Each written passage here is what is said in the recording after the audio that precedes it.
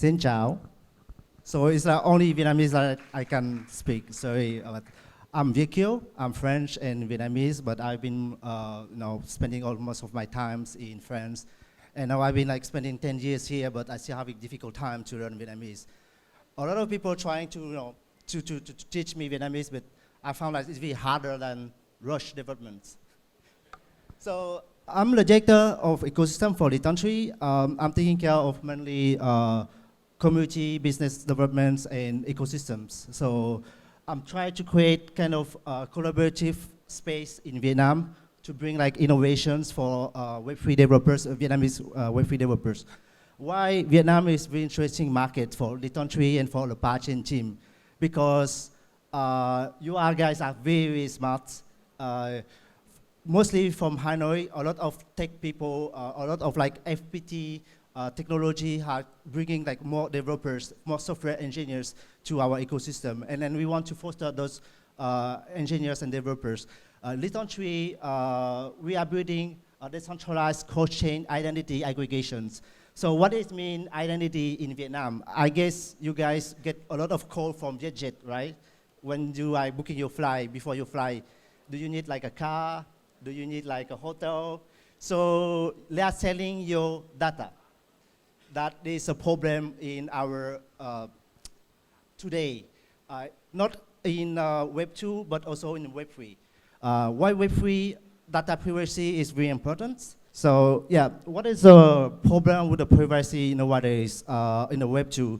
So Web 2, as I mentioned, a lot of companies are selling your data, your privacy data, your emails, your telephone numbers, even your details, informations as who are you, what you are watching on Netflix, what are you watching in Reels. So those data are collected by Google, by Facebook, by different Web 2 platforms.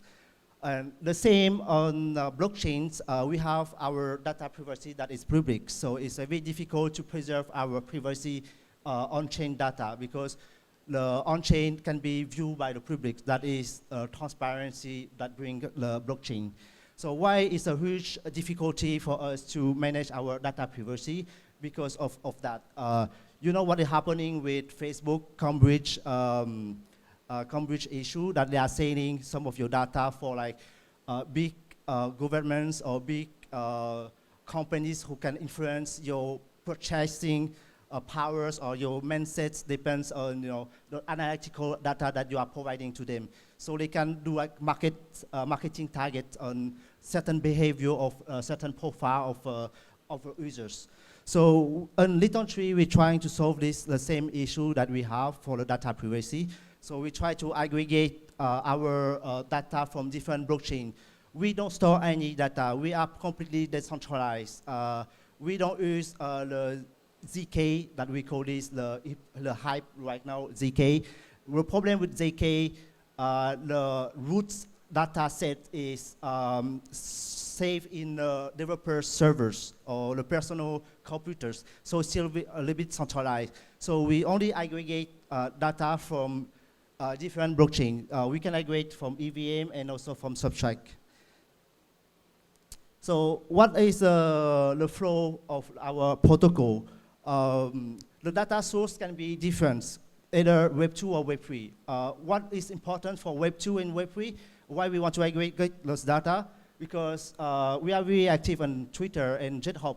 Those are a Web 2 account. So for example, if you are looking for developers, you want to have them, have experience in Solidity. So you need to check their GitHub. The GitHub account is the only way to see the technical knowledge of your developers. So we can aggregate this data as well and connect it to their identity.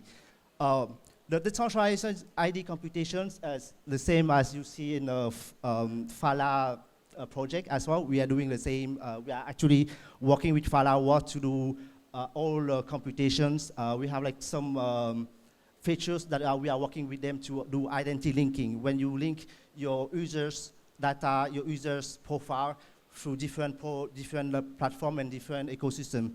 So we are using identity graph to map all the identity linking that we have, different ecosystem and different Web2 and Web3.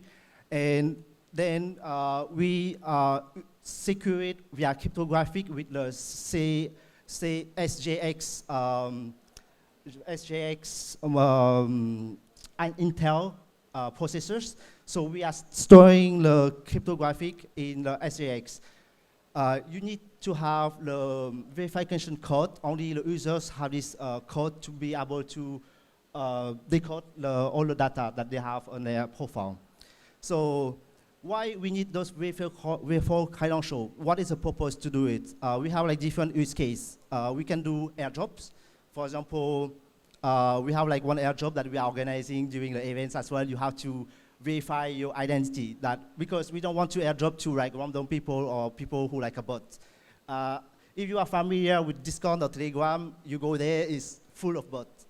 Sometimes people talk to me, I'm not sure if like real person or bots. So it's why it's very useful to do identity linking to able to airdrop to like real users, like users that is matter to you, users that are maybe Ethereum holders, NFT, OpenSea players, or Solidity developers who you want to airdrop them a special NFT to say thank you to join our events. So we have one of the application that we are doing also for the Polkadot Decoded. If you're going to our website, Identity Hub, you can claim your verifiable credential for attending to these events. We call this a proof of attendance. That is the same concept. So we verify your identity to join the events, and then you can claim your NFT. Those NFT, after we can incentive it. For example, we're gonna do like the end of the month, some like airdrop for like people who register with us during the events. So they're gonna be receiving some of like incentive and gift at the end of the campaign. Okay, so why identity linking is very important. The trust execution environments is the hardware that we are having there. That is the trust environments that, trust execution enclave is here. So here we are having this development space for like developers to able to linking their identity. And then after we can have like different indexings. Indexings is mean what you want to, what is the filter that you want to apply on those profile. You want them maybe having like a reputation score, or a trust score, or participation score. Participant score maybe for like events. Reputation score for like DAO governance. DAO governance is very important because you need to verify your users, and then you need also to see their reputations. For the trust score, it's more like identity score, having able to apply for some certain of loans because you have been using certain set of assets as collateral. So if, for example, if you want to have some of loans with Akala or Big Frost, you have a better loans with them instead of with Aave, because Aave are from Ethereum, and we want to to bring more like people in a substrate for the DeFi. So verifiable credential stored encrypt on-chain verifiability. Why? Because we want to be transparent, and we want to also be able to verify our users. So trust and verifications are very important. Able to generate verifiable credential, and also able to verify that those verifiable credentials are truly generated by our platform. So we have to verify as well. Credit score is what I mentioned. Profile score, or credit score, or identity score, whatever the name you call. And verifiable credential is where we verify our identity. So PyT and Polkadot, they have one register, Web3 Foundations. I'm not sure if you guys use the register. So you can register your email account. You can register your professional email account, and also you can register your Twitter account, your Discord account. So for for developers, for example, co-founders and founders, they want to send like some of like update, weekly update, what is happening in Polkadot ecosystem. So we can push have like email push notifications as well. Okay, guys, we're having these events coming up for Sub-Zero in Lisbon. Please submit your proposal. So we can verify our user base and then send in some like push notifications for certain profile of developers or certain profile of project that they are being registering for like certain requirements. So this is our dashboard. We have our identity that you can link different Web2 and Web3. And the identity graph is really important. Is where we map all our profile from different verified credentials. So the ecosystem identity is very fragmented. You can create, EVM addresses in the MetaMask, and then you create also a subtract account on SubWallet or Polkadot.js. But those are not communicating between them. We don't know if it's the same person, or we don't know if it's a different person. So we need to link it. So it's why we're using the identity graph to able to link and to know that the person, Remy, have a subtract account that is 5x and have also a MetaMask account that is some person. So if we want to airdrop him some of like NFT, we can add a drop in Subtract or Ethereum. That is available information for people who are doing marketings. This is our identity hub. So people who have been like doing some testing was able to do some of claim of our verified credential. Those claims can be different claim. You can claim, you join the Polkadot events. Also, you can do the basic identification.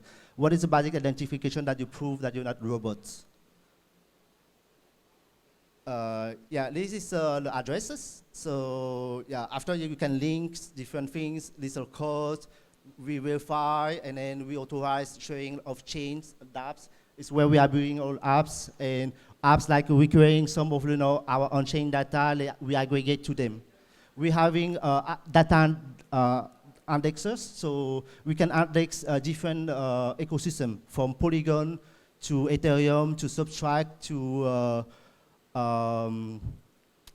also, I think we're gonna add also Avalanche very soon, but this is still pending. Okay.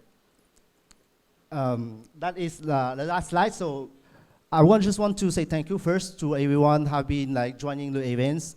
This is like a second event in Vietnam that I'm doing. I'm happy that the Vietnamese ecosystem is growing, mostly for like a Polkadot ecosystem, but we want also to expand to different ecosystems. Litentry, we are expanding to the EVM chain, so it means that EVM sign-in, that is very interesting.